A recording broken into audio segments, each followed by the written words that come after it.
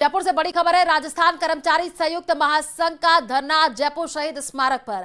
Budget घोषणाओं की क्रियान्वित नहीं होने और लंबित मांगों की अनदेखी पर विरोध प्रदर्शन है।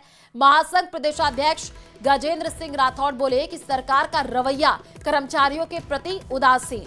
महासंघ महामंत्री मोहनलाल शर्मा 25 सूत्रीय मांग पत्र पर अब तक कार्रवाई नहीं हुई। मुख्य मुद्दे संविदा भर्ती खत्म करना, कैडर पुनर्गठन, मानदेय कर्मियों को ग्रेच्युटी, ग्रामीण भत्ता, एनपीएस कटौती राशि को जीपीएफ खातों में जमा करने की भी प्रमुख मांग है। होमगार्ड को पुलिस समान वेतनमान व 12 महीने नियमित ड्यूटी की मांग है। समय रहते मांगे पूरी नहीं हुई तो प्रदेशव्यापी आंदोलन की चेतावनी दी गई है। ज्यादा जानकारी के लिए संवाददाता अरबाज हमारे साथ लाइव जुड़ चुके हैं, उन्हीं का रुख कर लेते हैं। अरबाज, अभी क्या जानकारी है, क्योंकि विरोध प्रदर्शन हो रही है, कई तरीके की मुख्य मांगे भी है, तस्वीरें दिखाइएगा और बातचीत कीजिएगा। देखिए, बहुत सारी आपने जो बताया मांगे हैं, उनको लेकर के प्रदेश भर के 7 लाख से ज़्यादा जो कर्मचारी हैं, संविदा कर्मी हैं, ठेका कर्मी हैं, तमाम लोग आंदोलन पर हैं। बुनियादी मांग यही है कि जनता को जो बुनियादी राहत देने वाली बजट घोषणाएं थी, जिसमें कर्मचारी हित की भी घोषणाएं हैं वो जुड़ी हुई हैं, उन तमाम मांगों को लेकर के सरकार त्वरित एक्शन में आए, इनकी मांगे मानी जाए, जो ज्ञापन दिया गया वो पूरी की जाए। वो अगर नहीं किया जाता है तो बड़ा आंदोलन यहाँ पर किया जाएगा। क्या कहेंगे गजेंद्र जी, आप लोग आंदोलन पे हैं, आज धरने पर हैं? नहीं, आज हमारा एक सरकार को चेतावनी का धरना है और सरकार को हम बताना चाहते हैं कि आज हमने किसी भी कार्य को बाधित नहीं करते हुए यहाँ सरकार को चिता रहे कि हमारी मांगों को समय रहते पूरा करे और संवाद स्थापित करे, वरना राज्य सरकार को वो दिन भी आ सकता है इन कर्मचारियों की ओर से कि ये कार्य भी प्रभावित होगा और राजस्थान की सरकार को बहुत बड़ी दिक्कत का सामना करना पड़ेगा। निश्चित तौर पे आज यहाँ जो मेन हमारी मांगे हैं उसमें हमारी वेतन विसंगतियाँ हैं, चयनित वेतनमान का मुद्दा भी है और मंत्रालय कर्मचारियों का मुद्दा भी है। और बजट घोषणा 2025 में जो बजट में घोषणा की गई थी, जिसमें प्लेसमेंट एजेंसी के माध्यम से कर्मचारियों कार्मिक विभाग के माध्यम से स्थायी करने की बात थी, चाहे संविदा कर्मचारी उन्हें 2 साल की छूट की थी और अन्य जितने भी हमारे जो है कैडर रिव्यू के मामला है, चाहे हमारे जो कर्मचारी एमएनडीवाई, जेवाई, जनता दल और रसोई चौकीदार, इन सबको संविदा रूल्स में शामिल करने की बात थी। तो ये सारी तमाम चीज़ों को लेके हम जो बजट घोषणाओं का इन्होंने डेडलाइन भी जारी किया, तो उसके बावजूद भी सरकार ने कोई इस पे निर्णय नहीं लिया और इस बात को लेके कर्मचारियों में आक्रोश है और आज इसी बात को लेके धरना दिया गया। निश्चित तौर पे अगर राजस्थान की सरकार ने संवाद स्थापित नहीं किया, कर्मचारियों को मांगा और बजट घोषणाएं पूरी नहीं की, तो निश्चित तौर पे राजस्थान भर में ये आंदोलन किया जाएगा और इस आंदोलन की जिम्मेदारी राजस्थान की सरकार की होगी। और फिर भी अगर राजस्थान सरकार नहीं चेतती है तो निश्चित तौर पे हमारे महासंघ पिछले भी कई बार दिल्ली तक कूच किया है, तो हम दिल्ली भी जाने के लिए कहीं कोई गुरेज नहीं करेंगे। आपने चेतावनी दी है कि काली दिवाली मनाएंगे, पुतला दहन करेंगे? बिल्कुल, हमने चेतावनी दी है। आपके माध्यम से मुख्यमंत्री और उप मुख्यमंत्री को ये कहना चाहेंगे कि दीपावली से पहले जो उन्होंने अपने बजट में हमारे लिए घोषणा की थी कि इनको न्यूनतम मजदूरी और सेवानिवृत्ति पे 3 से 5 लाख रुपए तक एक मुश्त राशि दी जाएगी, अभी तक उन्हें उस पर कुछ भी कोई दिखाया नहीं है सर कि हम उसको लागू करेंगे। सरकार नहीं करती है तो बिल्कुल हम काली दिवाली मनाएंगे और उनके पुतले फूंके जाएंगे। आप लोग क्यों नाराज हैं? संवाद नहीं हुआ कहीं? अब तक ये जो 1.5 साल निकाले सरकार ने, वादे तो सारे किए, अभी तक हमारे नेताओं से किसी से अलग से बुला के वो वार्ता नहीं करी इन लोगों ने।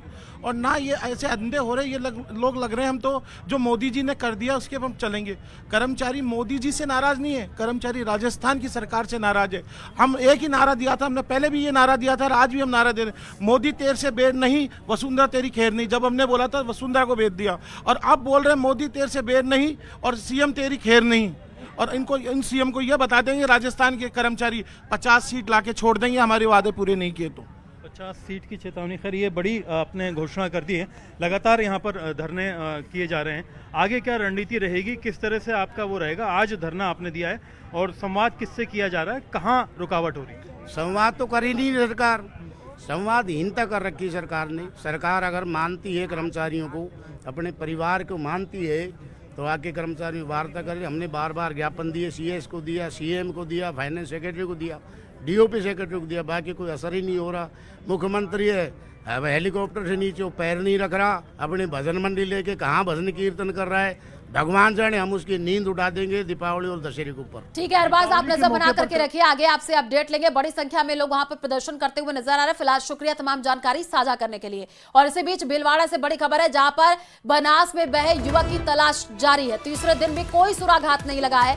पारोली थाना पुलिस और एसडीआरएफ अब तलाशी कर रही है। चैनपुरा बनास पुल पर दोनों दोस्त बह गए थे। बड़ी खबर इस वक्त आपको भीलवाड़ा से बता रहे हैं, जहां पर बनास में बहे युवक की तलाश की जा रही है। तीसरे दिन तक अभी तक कोई सुराग नहीं लगा है। पारोली थाना पुलिस और एसडीआरएफ अब इस पूरे मामले की तलाशी कर रही है। चैनपुरा बनास पुल पर ये दोनों दोस्त बह गए थे।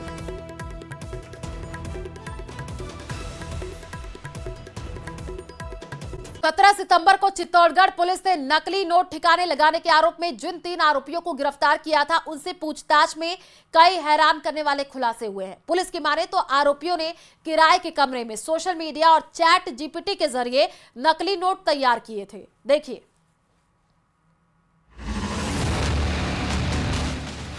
किराए के कमरे से नकली नोटों का कारोबार, चैट जीपीटी से सीखा नोट बनाने का तरीका, उपकरण और सामग्री भी ऑनलाइन मंगवाई। पुलिस गिरफ्त में बैठे ये वो 3 आरोपी हैं जिन्होंने किराए के कमरे में 500 के नकली नोट तैयार किए और किसी को भनक तक नहीं लगी। पुलिस ने इन आरोपियों को कई दिन पहले गिरफ्तार किया था, लेकिन पूछताछ के दौरान इन्होंने जो खुलासे किए हैं वो हैरान करने वाले हैं। पुलिस की माने तो आरोपियों से पूछताछ में बड़ा खुलासा हुआ है। सोशल मीडिया और चैट जीपीटी से सीखा नोट तैयार करने का तरीका। नकली नोट तैयार करने के लिए सामग्री ऑनलाइन मंगवाई गई, जिसमें colour printer, paper, ink, chemical, सांचा, हरी टेप, वाटरमार्क और लकड़ी का स्क्रीन फ्रेम शामिल था। इनके पास से बरामद मोटरसाइकिल की नंबर प्लेट भी फर्जी मिली है, जिससे ये नकली नोटों को मार्केट में ले जाने का काम करते थे। आरोपियों को पेशी के बाद एक बार फिर 4 दिन की पुलिस रिमांड पर भेज दिया गया है। पुलिस की जांच में सामने आया है कि इनके निशाने पर भोले भाले लोग थे या फिर कम पढ़े लिखे लोगों को ये अपना शिकार बनाते थे। पावटा चौक के पास रेहड़ी, ठेले और सब्जी वाले बुजुर्ग, जिन्हें वो थोड़ा सामान खरीद कर नकली पैसे देते थे।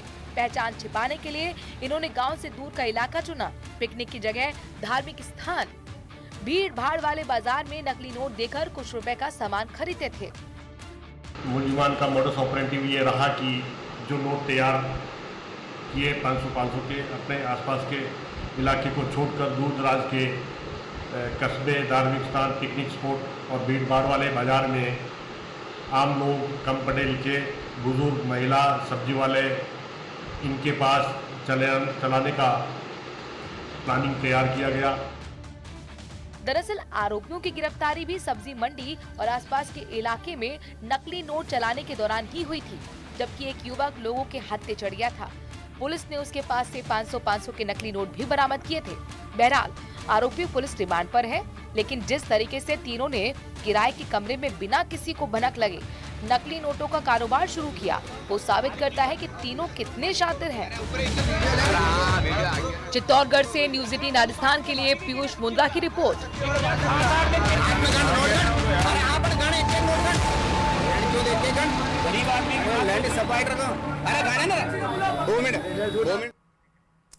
एसआई भर्ती परीक्षा 2021 को लेकर खींचतान जारी है, लेकिन इस बीच एसओजी की कार्रवाई भी जारी है। इसी कड़ी में कार्रवाई करते हुए एसओजी ने 3 प्रोबेशनर उप निरीक्षकों को गिरफ्तार किया है। इस मामले में अब तक एसओजी 130 आरोपियों को गिरफ्तार कर चुकी है। यह रिपोर्ट देखिए।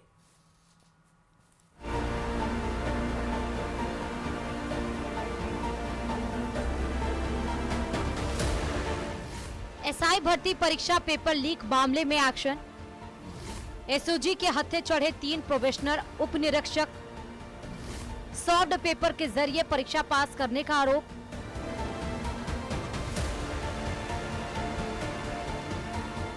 परमेश, मनोहर सिंह और मनोहर लाल अब एसओजी की गिरफ्त में हैं। तीनों प्रोबेशनर सब इंस्पेक्टर हैं। एसआई भर्ती परीक्षा 2021 मामला भले ही कोर्ट में हो, लेकिन एसओजी की कार्रवाई लगातार जारी है और अब तक 130 आरोपियों को गिरफ्तार किया जा चुका है, जिनमें 59 उप निरीक्षक शामिल हैं। सब इंस्पेक्टर परीक्षा 2021 में गिरफ्तारियों का दौर जारी है। एसओजी ने 3 और प्रोबेशनर सब इंस्पेक्टर को गिरफ्तार कर लिया है। टोंक, कोटा और जालोर में पोस्टेड इन तीनों अधिकारियों को पुलिस ने इस आधार पर गिरफ्तार किया है कि जो जांच हुई है उसमें स्पेशल तौर पर ये माना गया है कि इन्होंने जो परीक्षा के सोल्ड पेपर लिए थे और सोल्ड पेपर को पढ़ने के बाद में परीक्षा में सफल हुए थे। जांच में सामने आया है कि परमेश चौधरी, मनोहर सिंह और मनोहर लाल ने परीक्षा से पहले पेपर माफिया से खरीदे सॉल्व पेपर से ही परीक्षा पास की थी। जांच के दौरान आरोपियों के खिलाफ जब पुख्ता सबूत मिले तो इन्हें गिरफ्तार किया गया। फिलहाल एसओजी ने जो गिरफ्तारी की है उससे एक बड़ा सवाल हो गया है कि जिस तरह से यहाँ पर हेडक्वार्टर में लगातार गिरफ्तारियां जारी हैं और दूसरी तरफ राजस्थान में इस मामले पर हाई कोर्ट के फैसले के बाद में अब सुप्रीम कोर्ट में सुनवाई होनी है, तो सबकी नज़र इस पर है। अब तक कुल 130 के करीब गिरफ्तारियां हो चुकी हैं और 59 जो है इसमें सब इंस्पेक्टर गिरफ्तार किए जा चुके हैं, जिनकी संलिप्तता पेपर लीक के अंदर मानी गई है। एसओजी की माने तो सॉल्व पेपर से परीक्षा देने के बाद आरोपियों ने अच्छी मेरिट हासिल की। 26 साल के परमेश चौधरी ने 180वीं रैंक हासिल की और वो फिलहाल टोंक पुलिस लाइन में तैनात था। 25 साल के मनोहर सिंह ने 38वीं रैंक हासिल की, जिसकी वर्तमान में तैनाती पुलिस लाइन कोटा शहर में थी। वहीं 26 साल के मनोहर लाल ने सॉल्व पेपर से परीक्षा देकर 171वीं रैंक हासिल की और फिलहाल पुलिस लाइन सिरोही में तैनाती थी। 2021 में हुई इस भर्ती परीक्षा पर शुरुआत से ही धांधली के आरोप लगते रहे हैं। अब लगातार हो रही गिरफ्तारियों ने न केवल परीक्षा की पारदर्शिता पर सवाल उठाए हैं, बल्कि पुलिस भर्ती प्रक्रिया की विश्वसनीयता को भी झटका दिया है। अभी तक जो घटनाएं हुई हैं उसके अंदर अगर देखा जाए तो पूछताछ के बाद में जो गिरफ्तारियां हैं और लोगों की संलिप्तता है वो बारीकी से सामने आ रही है। कहीं भी कोई गलती ना हो, इसलिए वक्त लेकर के एसओजी आराम से कार्रवाई कर रही है। देखना ये होगा कि इस पूरे घटनाक्रम में इन 3 लोगों की गिरफ्तारियों के बाद में उनसे होने वाली पूछताछ के आधार पर और कितने लोग एसओजी की रडार पर आते हैं। साथ ही साथ इस पूरे घटनाक्रम को लेकर के जहाँ पर सुप्रीम कोर्ट के अंदर सुनवाई होनी है तो वहाँ से क्या नतीजा निकल कर सामने आता है। कैमरा पर्सन अविनाश के